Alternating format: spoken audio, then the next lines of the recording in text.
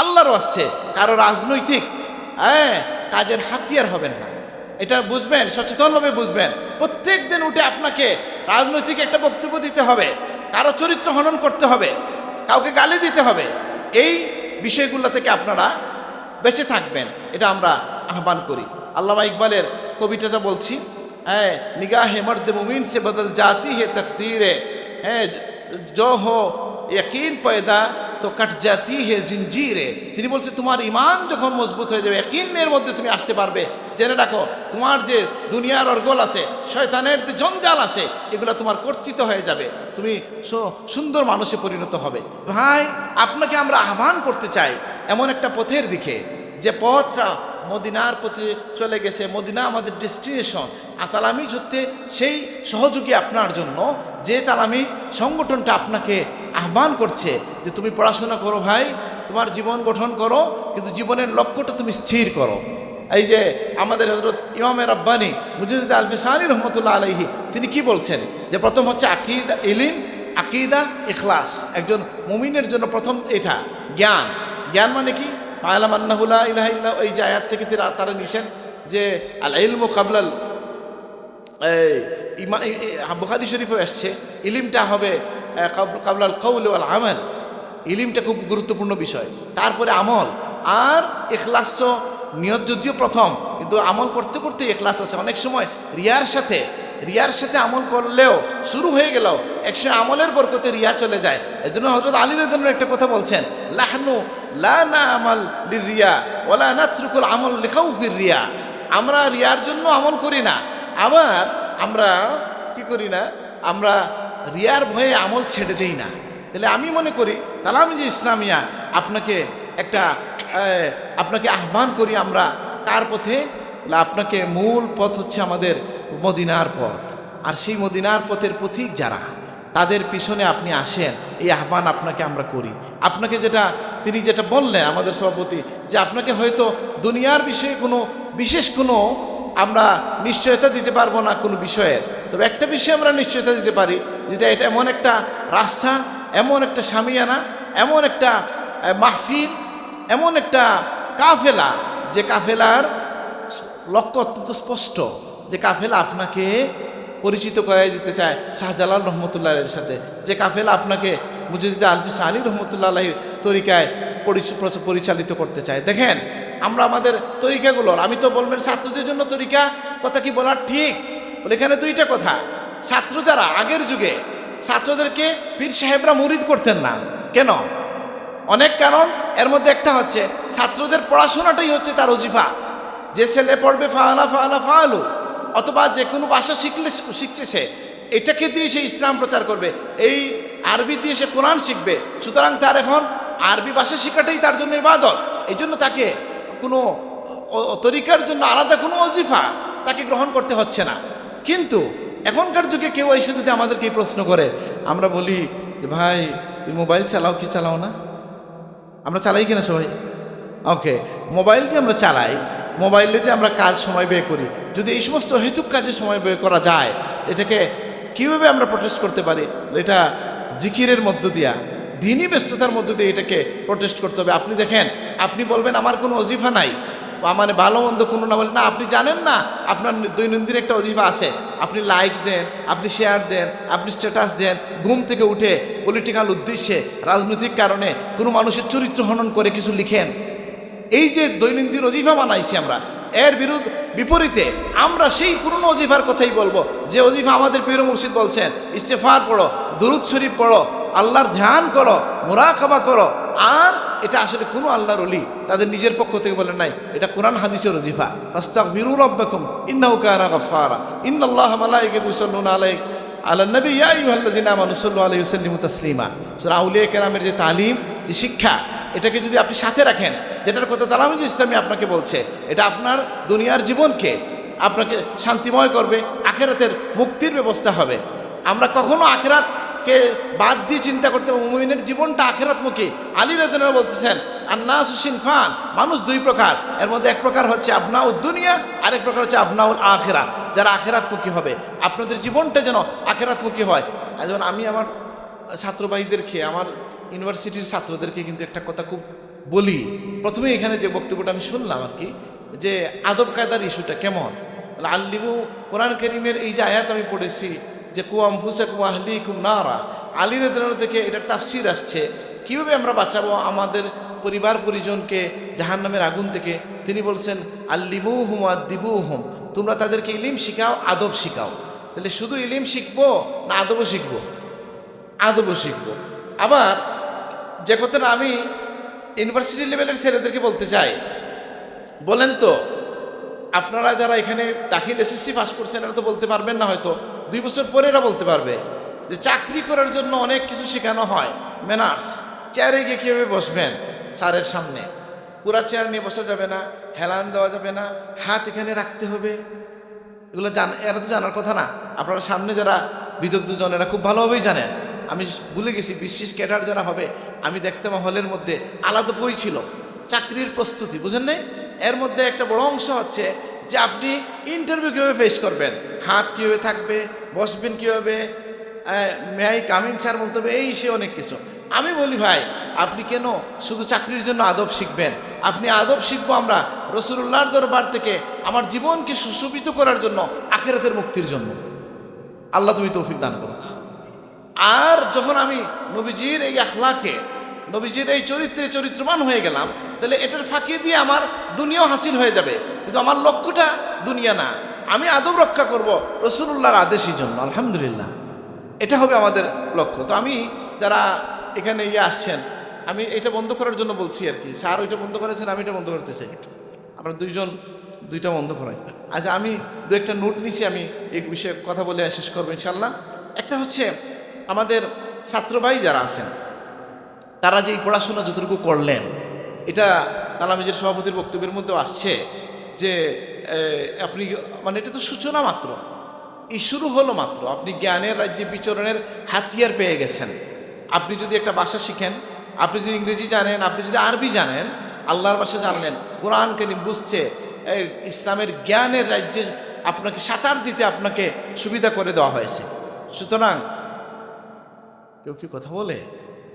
আচ্ছা, খেয়াল রাখবেন। তো যেটা বলছিলাম, আল্লামা ইকবাল যে কথাটা বলছেন, সেই কথাটাই আমি আপনাদেরকে বলতে চাই।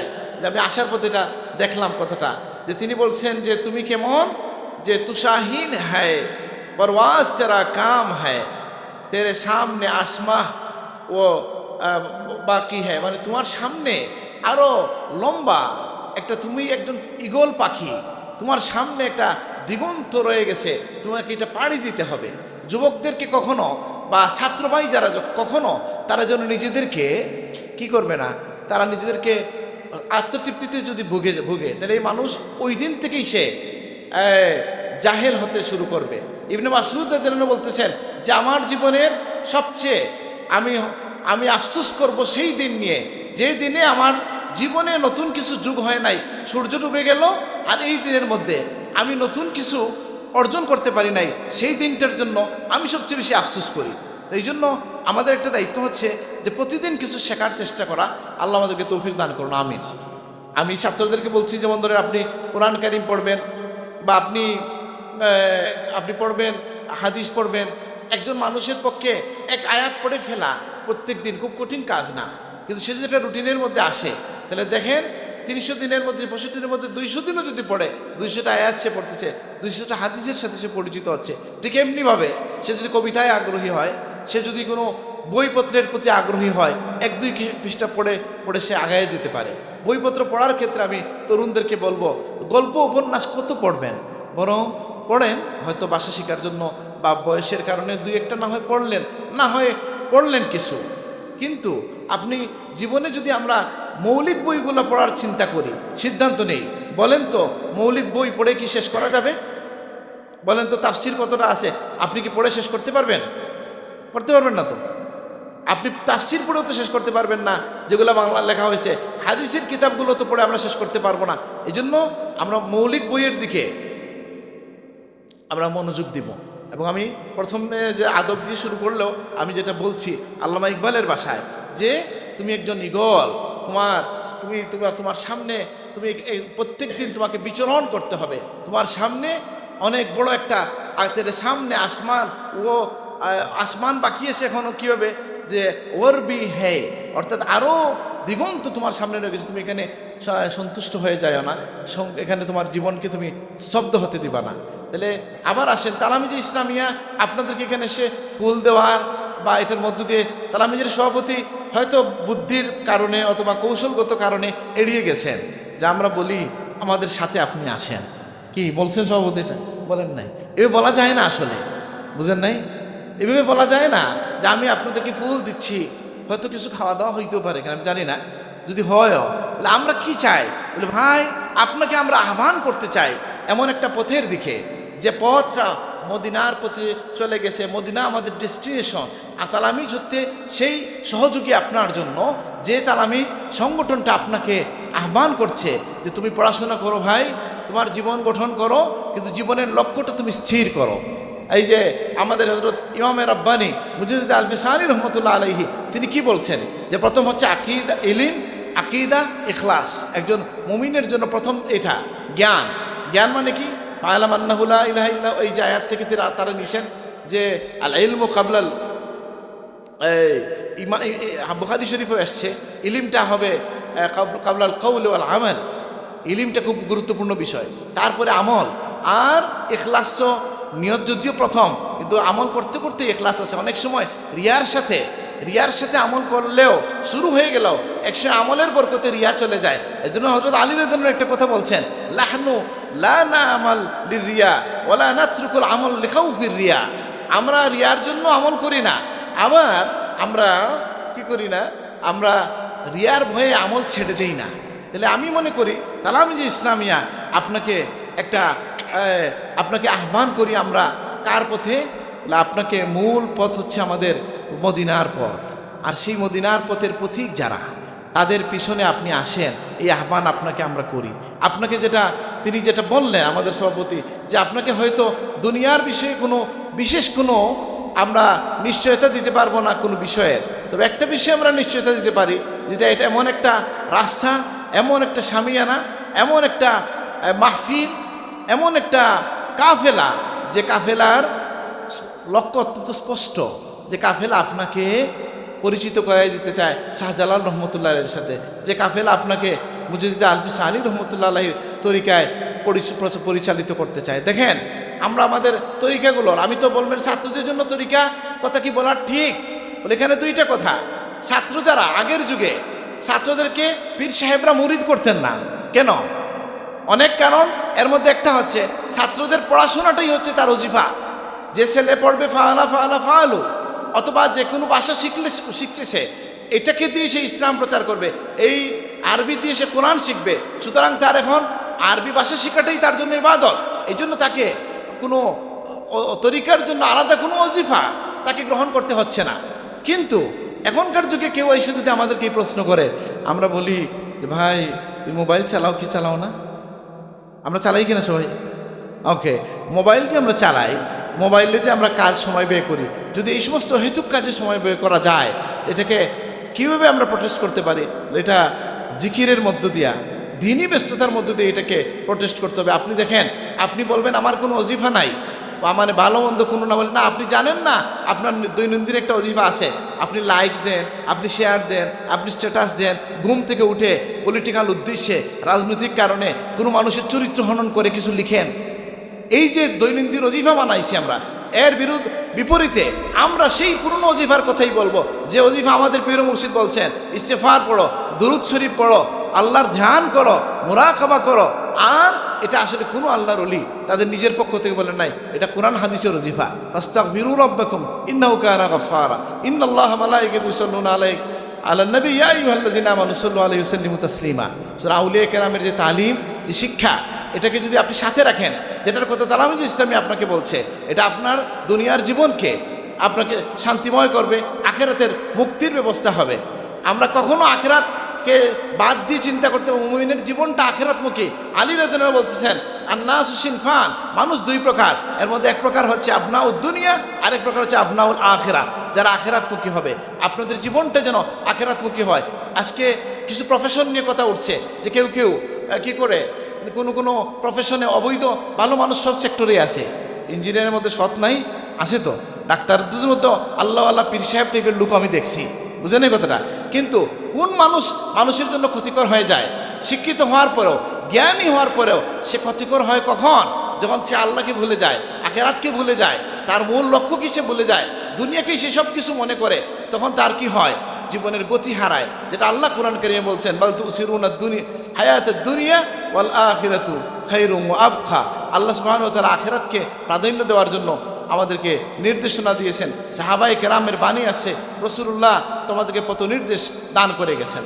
তো আমরা যেটা বলবো যে আপনার দৈনন্দিন ওজিফা যেন শুধু মোবাইলের মধ্যে সীমাবদ্ধ না হয়। আপনি আসুন, আল্লাহর ওলিরা যে তালিমগুলো আমাদেরকে দিয়ে গেছেন, হ্যাঁ, যেটা কোরআন হাদিসের ভিত্তিতে, সেটাকে আপনি বলবেন আমি এত কিছু কেন করব? বলে এটার উত্তর তো আল্লাহ দিয়ে দিয়েছেন যে আপনি যত নেকির কাজ করেন এই কাজগুলো আপনার জন্য করেন। ওমান তাযাক্কা ফাইন্নামা ইয়াতাযাক্কা লিনাফসি। কেউ যদি তাজকিয়া অর্জন করে সে নিজের জন্য করে। আপনি নামাজ কেন আদায় করবেন? বলে আল্লাহর সন্তুষ্টি প্রধান উদ্দেশ্য। দুনিয়ায় এর ফায়দা কি? ইন্নাস সালাতা তানহা আনিল ফাহশাই ওয়াল মুনকার। যে নামাজ মানুষকে কি করছে? যে অবৈধ এবং গর্হিত কাজ থেকে বাঁচিয়ে রাখছে। রোজা কেন রাখবো? আল্লাহর মহব্বতে রাখবো। দুনিয়ায় আমার কি ফায়দা হচ্ছে? যে সুমু তাসিহু, রোজা রাখো, সুস্থ থাকো। তাহলে আমরা দিন জিকির কেন করব? জিকির দ্বারা আল্লাহ খুশি হন, ঠিক আছে। দুনিয়ায় ফায়দা কি? আলা বিযিক্রিল্লাহি তাতমাইন্নুল কুলুব। জিকিরের মধ্য দিয়া অন্তরের প্রশান্তি হয়। আমাকে আজকে আমার আম্মা বলতেছেন, গভীর রাতে আমার আম্মাজান আমাকে বলতেছেন, কিছু বুঝলাম না, ইউরোপ আমেরিকায় খালি মানুষের অশান্তি খেনে, তো খুব ধনী দেশ, বুঝেন এই কথাটা? আলহামদুলিল্লাহ, আমরা গরিব হতে পারি, আমাদের বৈষয়িক সম্পদ কম হতে পারে, কিন্তু আমাদের প্রশান্তির দরজাটা উন্মুক্ত আছে।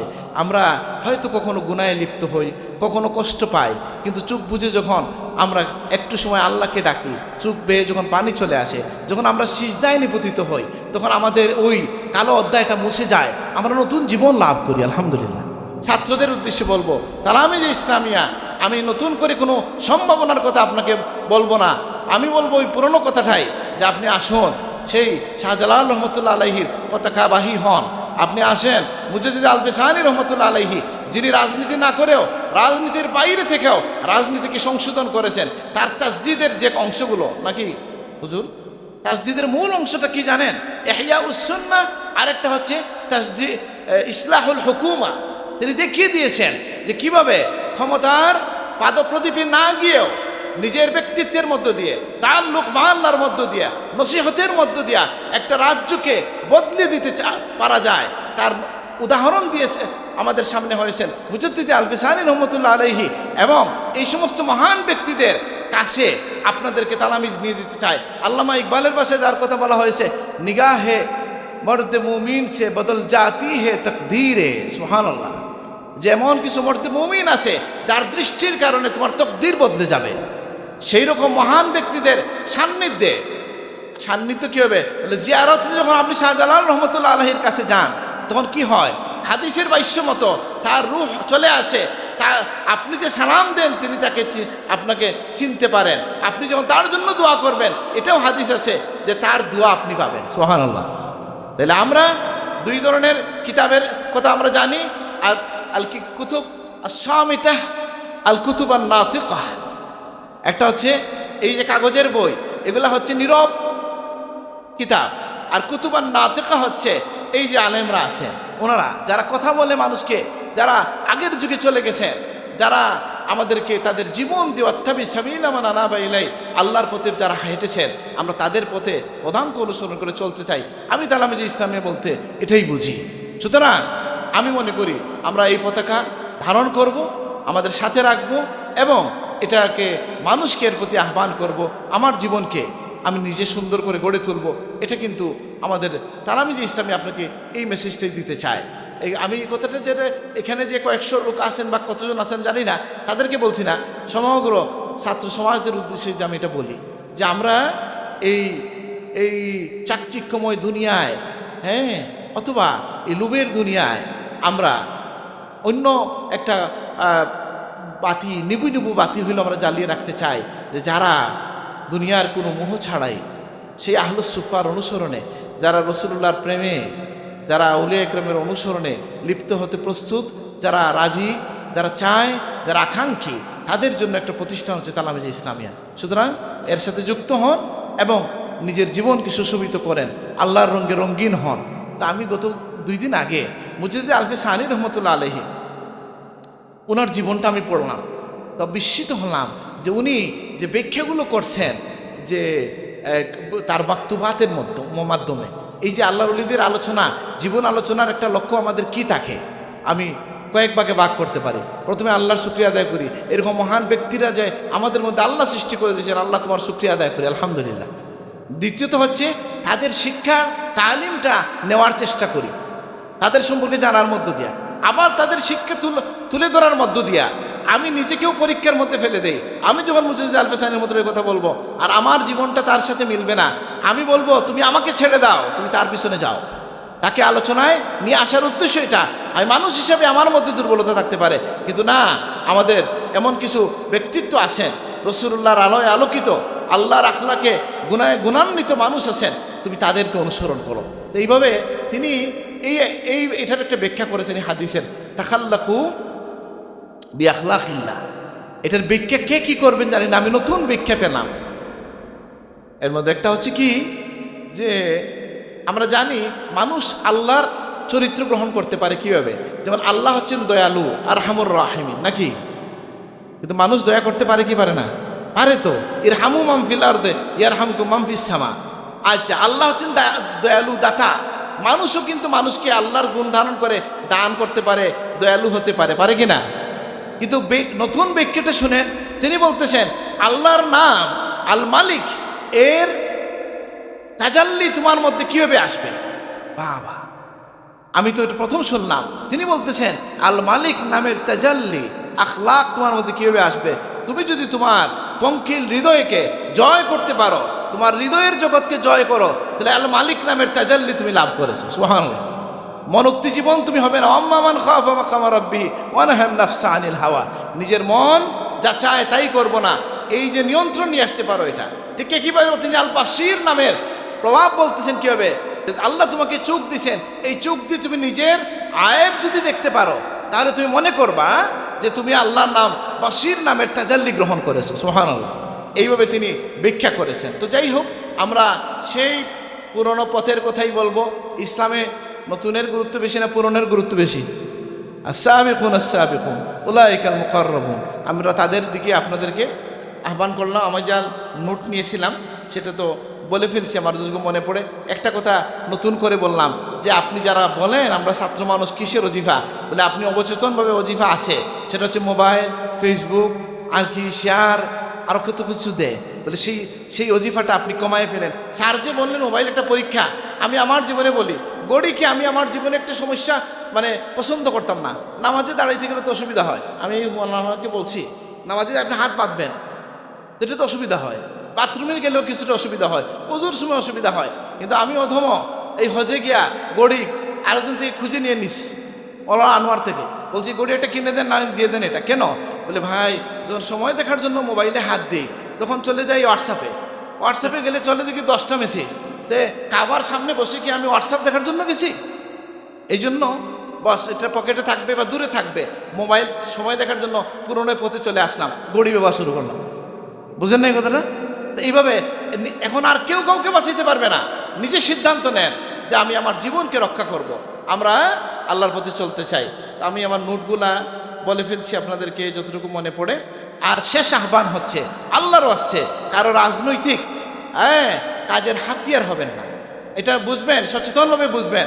প্রত্যেক দিন উঠে আপনাকে রাজনৈতিক একটা বক্তব্য দিতে হবে, কারো চরিত্র হনন করতে হবে, কাউকে গালি দিতে হবে। এই বিষয়গুলো থেকে আপনারা বেঁচে থাকবেন, এটা আমরা আহ্বান করি। আল্লামা ইকবালের কবিতাটা বলছি, নিগাহে মর্দ মুমিন সে বদল জাতি হে তকদীরে, जो हो यकीन पैदा তো কাট জাতি হে জিনজিরে। তিনি বলছে তোমার ইমান যখন মজবুত হয়ে যাবে, ইয়াকিনের মধ্যে তুমি আসতে পারবে, জেনে রাখো তোমার যে দুনিয়ার অর্গল আছে, শয়তানের যে জঞ্জাল আছে, এগুলো তোমার কর্তৃত হয়ে যাবে, তুমি সুন্দর মানুষে পরিণত হবে। তো আমরা আমাদের কথা এখানে শেষ করলাম। সকলকে মোবারকবাদ জানিয়ে, বিশেষ করে তালামিজা ইসলামিয়া সিলেট মহানগরকে ধন্যবাদ জানিয়ে আমি আমার কথা শেষ করলাম। আসসালামু আলাইকুম ওয়া রাহমাতুল্লাহ।